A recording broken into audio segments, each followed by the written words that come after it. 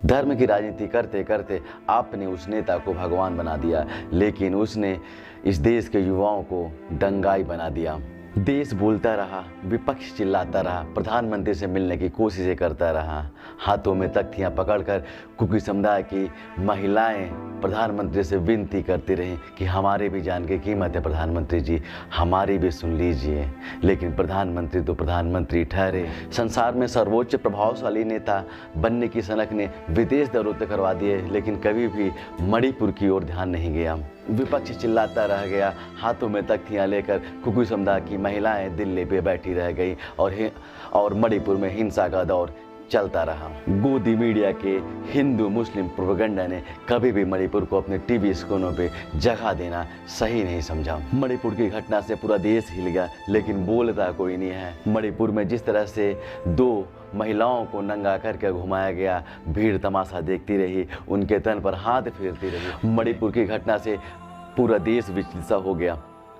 जिस विदेशों पे जाकर हमारे देश के प्रधानमंत्री भारत का डंका बजाने की कोशिश करते रहे, विश्व गुरु मनाने की कोशिश करते रहे और कहते रहे कि भारत में प्रधानमंत्री मोदी का डंका बजता है, उसी विदेशों पे यूनाइटेड यूनियन के सांसद पे एक प्रस्ताव पारित हुआ जिसमें बोला गया कि मणिपुर में सही नहीं हो रहा है। इससे कौन सी हमारे देश की छवि बनती है, ये तो आप ही बता सकते हैं। जिस तरह से मणिपुर में 2 महिलाओं को निर्वस्त्र करके घुमाया गया, लोग तमाशा देखते रहे, उनके नंगे शरीर पर अपना हाथ फेरते रहे, उससे कहीं ना कहीं हमारा देश तो शर्मिंदा हुआ ही हुआ है और साथ में शर्मिंदा हुई है इंसानियत। उस हिंदू मुस्लिम के प्रोपेगेंडा में फंसकर आज देश किस मुहाने पे आ गया है, ये आप सबको पता तो होगा ही होगा। किस तरह से गोदी मीडिया ने आपके दिमाग पे सिर्फ और सिर्फ बहुसंख्यक और अल्पसंख्यक की राजनीति को भर दिया है, उससे आप सब वाकिफ भी होंगे।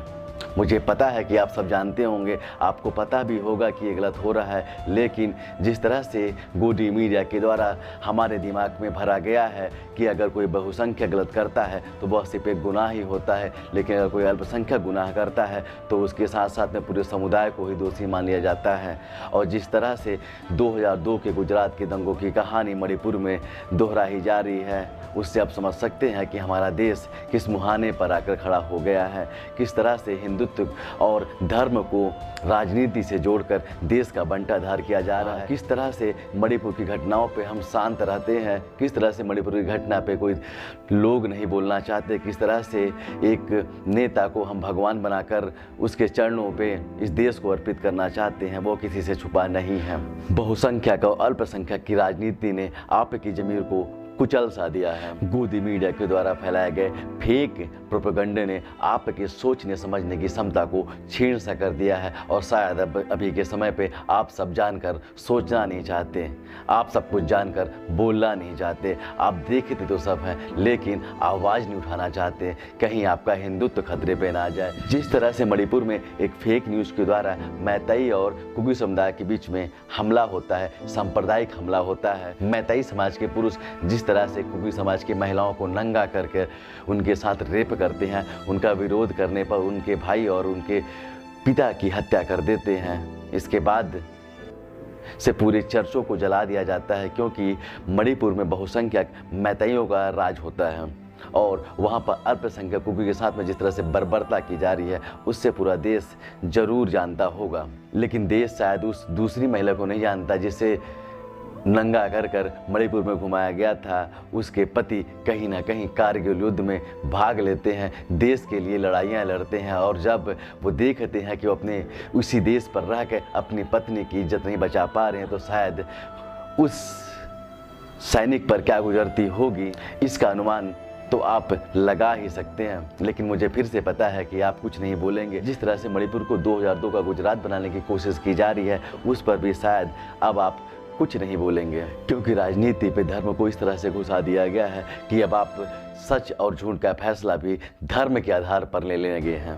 आखिरकार प्रधानमंत्री ने अपने लफ्ज खोले, बोलना तो मणिपुर पर था, लेकिन मणिपुर के साथ साथ पे राजस्थान और छत्तीसगढ़ के बारे पे बोले, क्योंकि यहाँ भी वो कांग्रेस और बीजेपी करना चाहते थे। उन्होंने मणिपुर के साथ में राजस्थान और छत्तीसगढ़ को भी जोड़ दिया, क्योंकि यहाँ पर कांग्रेस की सरकारें हैं। क्या जो जिस तरह के हालात मणिपुर पे हैं, क्या वो छत्तीसगढ़ पे हो रहा है? क्या छत्तीसगढ़ पे चर्चों को जलाया जा रहा है?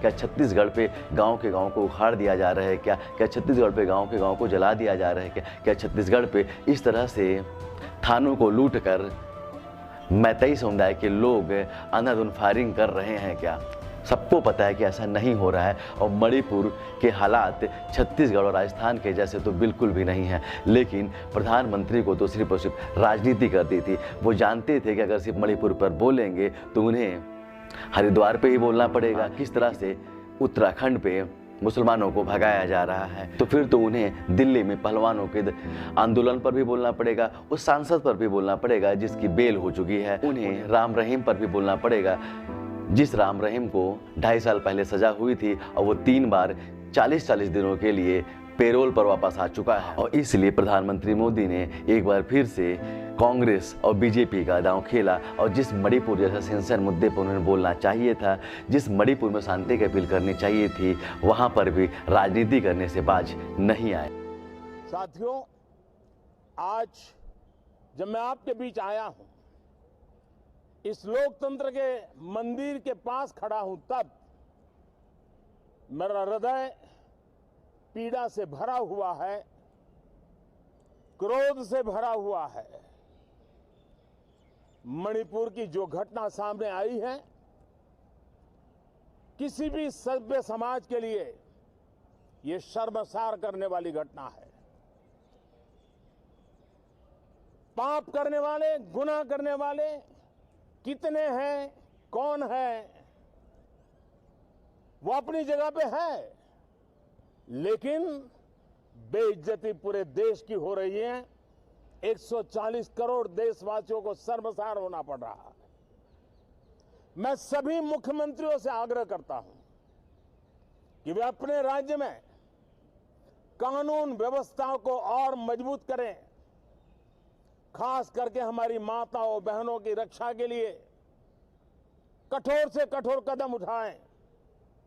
घटना चाहे राजस्थान की हो, घटना चाहे छत्तीसगढ़ की हो, घटना चाहे मणिपुर की हो, इस देश में, हिंदुस्तान के किसी भी कोने में, किसी भी की राज्य सरकार में राजनीतिक वाद विवाद से ऊपर उठ करके कानून व्यवस्था का महात्मा, नारी का सम्मान, और मैं देशवासियों को विश्वास दिलाना चाहता हूं, किसी भी गुनहगार को बख्शा नहीं जाएगा। नरेंद्र मोदी और बीरेंद्र सिंह की सरकार ने सांप्रदायिक योजना के तहत कहीं ना कहीं मणिपुर को भी गुजरात बनाने की कोशिश जरूर की है। मैतेई समुदाय जो आबादी का 53% हिस्सा रखती है, वो बहुसंख्यक हिंदू है, और कुकी समुदाय जो आबादी का लगभग 16% हिस्सा रखती है, वो आदिवासी ईसाई हैं। इन दोनों गुटों के बीच सांप्रदायिक हिंसा का पैटर्न लगभग वैसा ही नजर आता है जैसा कि 2002 में गुजरात पर नजर आया था। गुजरात दंगल के दौरान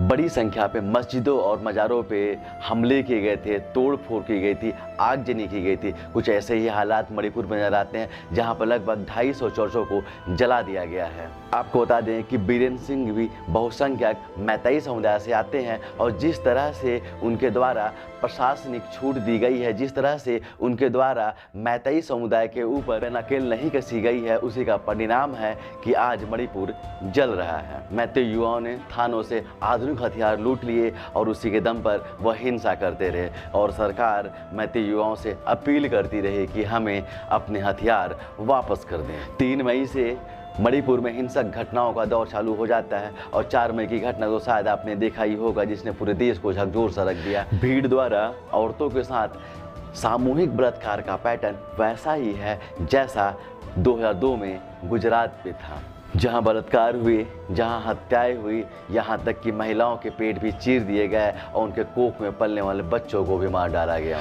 बिल्किस बानो का मामला तो आप जानते ही होंगे, जिसमें उसके साथ बलात्कार किया गया, उसके परिवार को मार डाला गया और उसके साथ साथ में उसके 3 साल की बच्ची को भी मार डाला गया। और शायद आपको ये भी पता होगा कि उसी बिल्किस बानो केस के आरोपियों की सज़ा को कम कर उन्हें रिहा कर दिया गया, और उसकी अगुवाई कौन सी पार्टी कर रही थी, उन अपराधियों को फूल मालाओं से किसने सजाया था, ये तो आप अच्छे से जानती हैं कि वो किस पार्टी के कार्यकर्ता थे। तो आप समझिए कि अपराधियों को भी देखने का नज़रिया कैसा होता जा रहा है। हमने बोला आपको कि किस तरह से गोदी मीडिया ने आपके अंदर के वजूद को ख़त्म सा कर दिया गया है। आप सच का सामना भी धर्म के आधार पर करने लगे हैं। गुजरात से बहुत सारी जानकारियाँ तो आपको मिलकर आ जाती थी, क्योंकि गुजरात काफ़ी बड़ा राज्य है, लेकिन मणिपुर भारत का उत्तर पूर्व के एक छोटा सा राज्य है, जहां से खबरें दिल्ली तक आना काफ़ी मुश्किल होता है। आप खुद जानते होंगे कि 4 मई की घटना को दिल्ली तक आते आते लगभग 80 दिन लग गए, और अभी मणिपुर के मुख्यमंत्री ने बोला भी है कि ऐसे सैकड़ों घटनाएं हुई हैं जिनके अपराध हमारे पास दर्ज है। तो आप समझ सकते हैं कि किस तरह की बर्बरता और किस तरह की मार्मिक हत्या धर्म के नाम पर हमारे देश पे हो रही है, एक छोटे से राज्य मणिपुर पे हो रही है। आपको अब तो जागने की ज़रूरत ज़रूर है। अब तो आपको अपने धर्म रूपी चश्मे को उतार कर फेंकने की ज़रूरत है, और आपको एक बार फर्जी राष्ट्रवाद के चोले को उतार कर सच पे देश के लिए और राष्ट्र के लिए खड़े होने की ज़रूरत जरूर है। गुजरात और मणिपुर की घटनाओं में समानताएं गई हैं। उस समय भी जिस समय गुजरात में दंगे हुए थे, उस समय पे गुजरात पे भाजपा की सरकार थी, और उसमें भी यही माना गया कि अल्पसंख्यक मुसलमानों पर जो हत्याएं हो रही थी वो प्रायोजित थी। उस समय भी सरकार ने कोई निर्देश नहीं दिया था, और बहुसंख्यक हिंदुओं को खुश करने के लिए किसी भी तरह की कार्रवाई नहीं की थी। और अभी के समय में भी मणिपुर पे भाजपा की सरकार है। बहुसंख्यक मैतेई समुदाय को खुश करने के लिए अल्पसंख्यक कुकी समुदाय जो कि ईसाई हैं उन पर अत्याचार हो रहे हैं, और उन पर हिंसक घटनाएं हो रही हैं, उनके साथ में बलात्कार हो रहा है।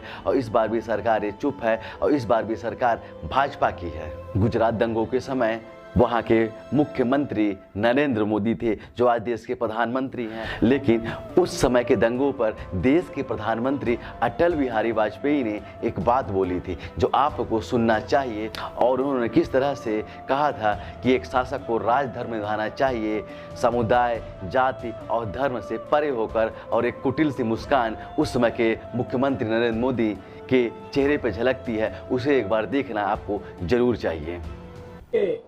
मेरा एक ही संदेश है कि वो राजधर्म का पालन करें। राजधर्म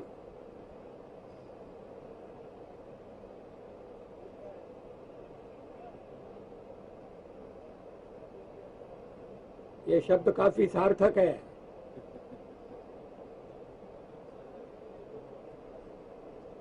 मैं उसी का पालन कर रहा हूं, पालन करने का प्रयास कर रहा हूं।